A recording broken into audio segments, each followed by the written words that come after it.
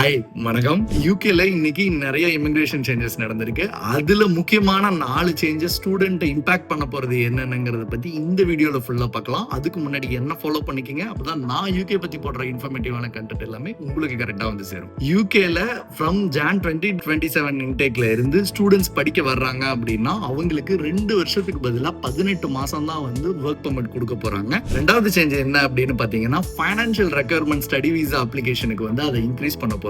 மூணாவது சேஞ்ச் என்ன அப்படின்னு பாத்தீங்கன்னா, இங்கிலீஷ் லாங்குவேஜ் ப்ரொஃபிஷியன்சி B1 லெவல்ல இருந்து B2 லெவலுக்கு வந்து இன்க்ரீஸ் பண்ண போறாங்க. நீங்க ILRக்கோ இல்ல மத்த விசாஸ்க்கோ போகும்போது நீங்க B2 லெவலுக்கு தான் வந்து இனிமே அந்த ப்ரொஃபிஷியன்சி செக் பண்ண போறாங்க.